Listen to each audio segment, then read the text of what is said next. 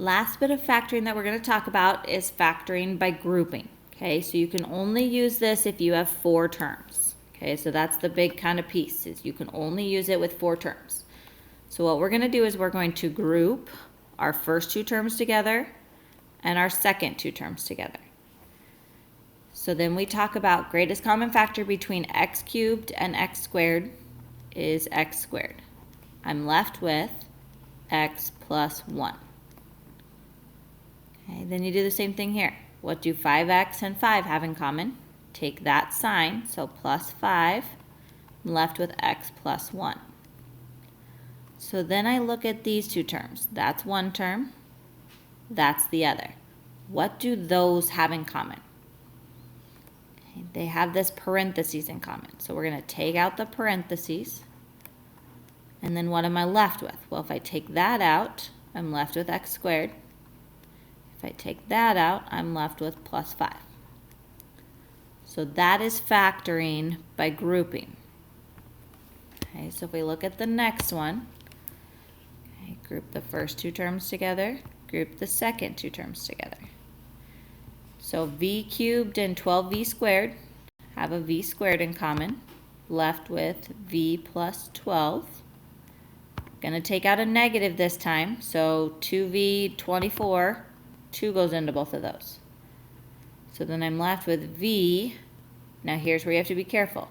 I took out a negative, so taking 24 divided by negative 2 is a positive 12. Okay, guys, you want, when you're factoring by grouping, you want those to be the same. Otherwise, factoring by grouping doesn't work. So then we take out a v plus 12, and we're left with v squared minus 2. Okay, so that's factoring by grouping. We're also going to talk about in this video how to factor completely. Okay. So first step, always look for a greatest common factor. Okay, that should always be your first step. Okay, if you look for a greatest common factor, it makes your problem easier on you. Okay, so then after you've done that, okay, you're left with 3 situations.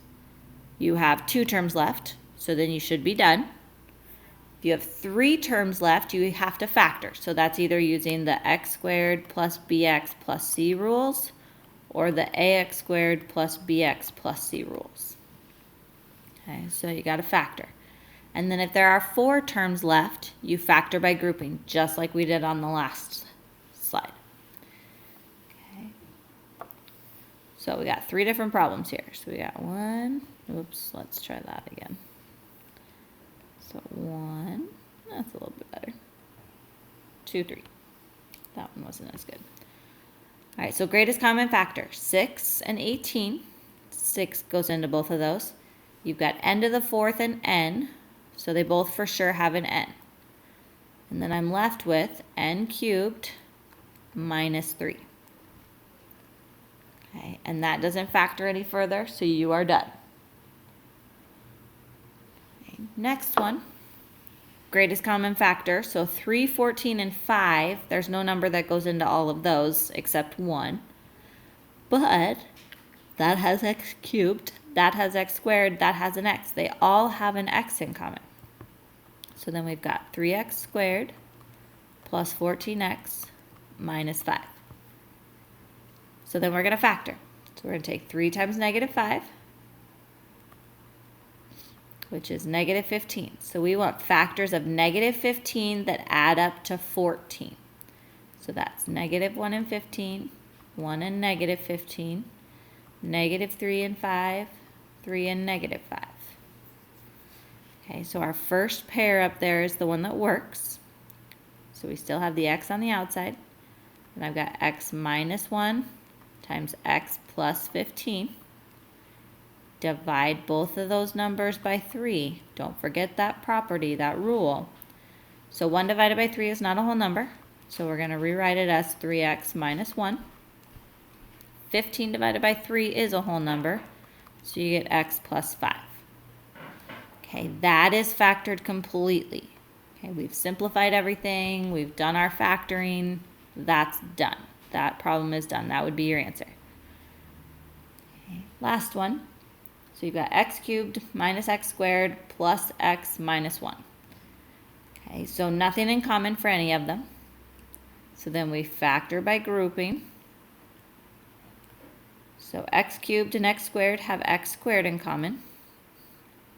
So then I'm left with x minus 1. So do you notice that what's in parentheses here is already x minus 1? So what do x and 1 have in common? They actually have a 1 in common. So then you look, what do that term and that term have in common? They have that x minus 1. I'm left with x squared, because the x minus 1 goes away. X minus 1 goes away there, so x squared plus 1. Okay. So that is factoring completely, just making sure you're looking for a greatest common factor, and then you're applying all of the properties and the rules that we have talked about.